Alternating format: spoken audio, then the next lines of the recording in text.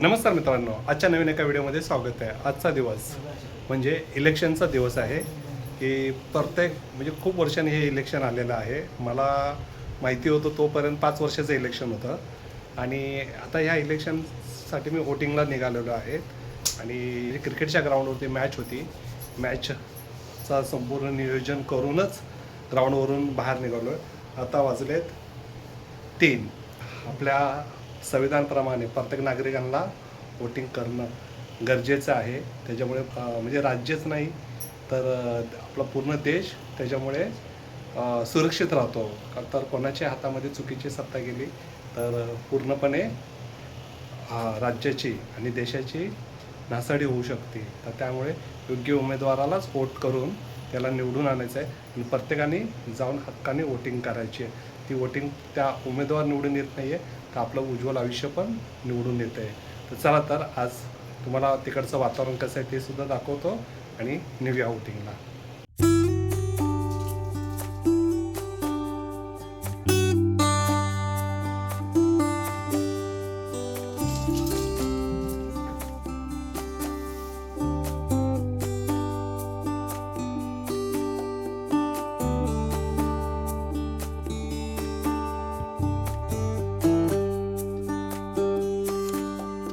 मित्रांनो, तुम्ही गाडीचा प्रवास करताय, गाडी चालवताय तर सीट बेल्ट कंपल्सरी लावायचा.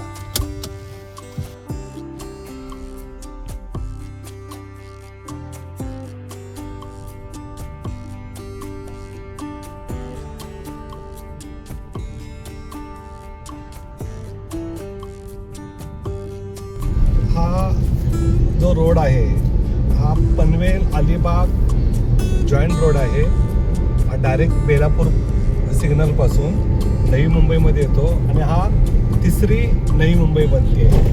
तुम्ही बघत असाल किती सुंदर असे ब्रिज झालेले आहेत, तुम्हाला साईडने दिसत. आणि माझ्या राईट साईडला म्हणजे ह्या साईडला जे आहे ते एअरपोर्ट झालेलं आहे आणि त्या एअरपोर्टला दिबा पाटील साहेबांचं नाव द्यायचं चाललेलं आहे.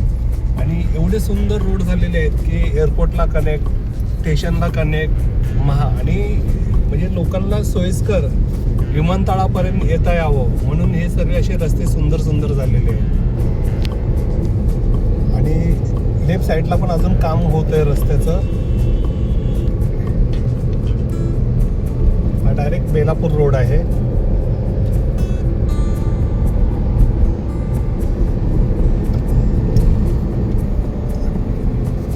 हा खास बाजूचा जो ब्रिज तुम्हाला दिसतोय हा डायरेक्ट एअरपोर्टला जॉईन झालेला आहे. तिथे रिक्षाला आणि बाईकला अलाउड नाही आहे का, आता स्टँडर्ड पण जपायचं आहे ना. आणि हा एक ब्रिज गेलेला आहे लेफ्ट साईडला माझ्या. तर त्याला रेती बंदर बोलतात आहे.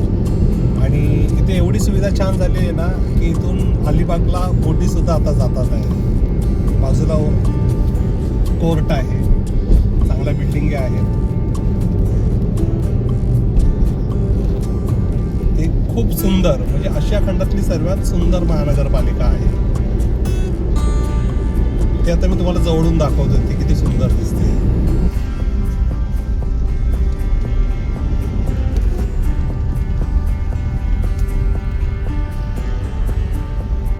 मित्रांनो, हीच ती महानगरपालिका जी आशिया खंडामध्ये खूप सुंदर अशी महानगरपालिका बनलेली आहे. आणि ही आहे पाम बीच रोड. ह्याला ज्या महानगरपालिकेला आजचं जे महत्त्व आहे म्हणजे आज इलेक्शन आहे नगरसेवक म्हणजे महापौरचं. तर तुम्हाला बघायला भेटत असेल की हा त्याचा मोठी शान आहे. हा खूप उंचावरती झेंडा आहे. आणि आजचं महत्त्व आहे की महानगरपालिकेचं इलेक्शन. बेलापूरच्या आणि सिऊड, नेरूळ पण बोलू शकतो अशा ह्या कॉर्नरला ही महानगरपालिका उभी आहे. आणि सुशोभित असा हा रोड आहे. तुम्ही बघितलं किती स्वच्छ, आजूबाजूला खूप हिरवीगार झाडं दिसत आहे आणि खूप छान असं वातावरण आहे.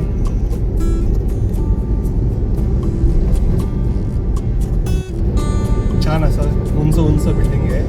हा महागडा रोड आहे पण इथं महाग पण फ्लॅट आहे.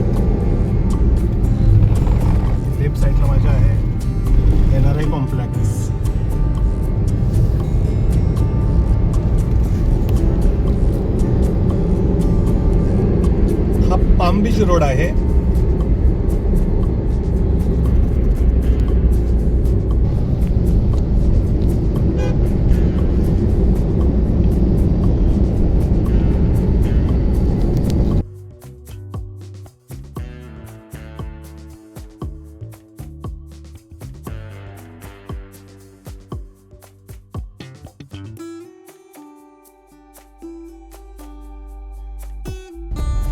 गेट लागलेत.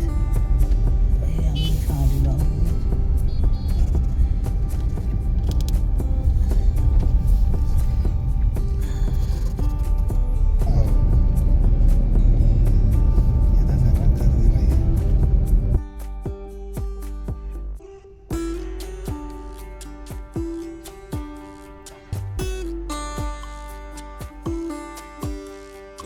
वोटिंगसाठी आलेलो आहे. आता लाईन लावतोय.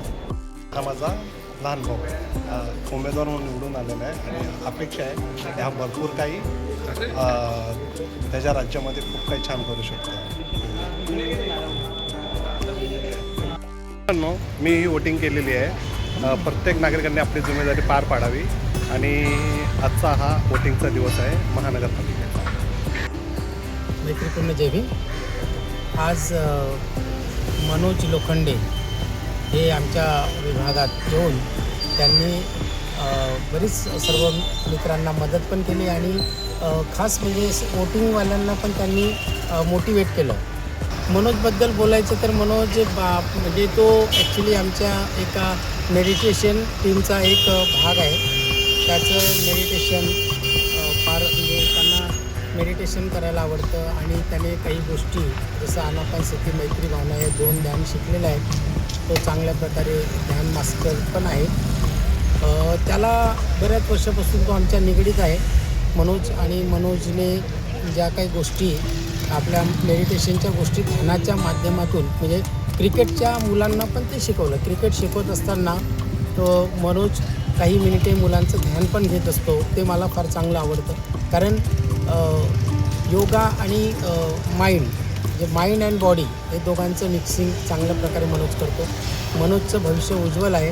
तो चांगला उत्तम कोच हो. रमाकांत आचरेकरांचा एक चांगला शिष्य म्हणून मनोज आहे आणि त्याने सचिन असो किंवा विनोद कांबळे असो यांच्यासोबतसुद्धा क्रिकेट खेळलं आहे. त्यामुळे मनोजला माझ्याकडून भरपूर शुभेच्छा आणि त्याने असंच पुढे जात राहावं.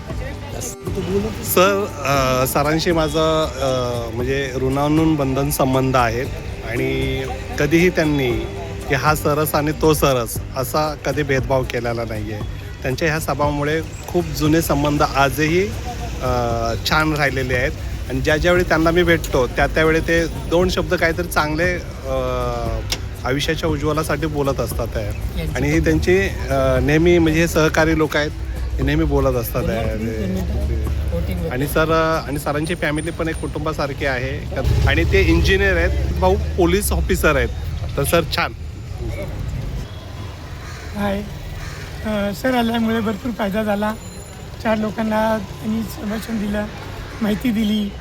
तर ते चांगले कोच असल्यामुळे ते आमच्याबरोबर सतत असतात आणि हमेशा ते आमच्याबरोबर सतत चांगले कार्यरत असोत हीच विनंती सरांना. थँक्यू. नमस्कार. मनोज सरांचं आज खूप चांगल्या प्रकारे मैत्रीचं वातावरण आणि खेळाडू प्रवृत्त कसे करायचं आणि प्रत्येकाच्या खेळाडूला कशी प्रेरणा द्यावी आणि त्याला एकदम पुरेपूर घडवून आणायचं ही जी कौशल्य आहे ती त्यांच्याकडून पाहायला मिळते आणि प्रात्यक्षिक दिसायलाही सुंदर आम्हाला दिवसात दिसायला भेटलेलं आहे. तर धन्यवाद. मित्रांनो, तुम्हाला हा जर व्हिडिओ आवडला असेल तर शेअर करा, लाईक करा, आपल्या या चॅनलला सबस्क्राईब करा. Take care. Bye bye.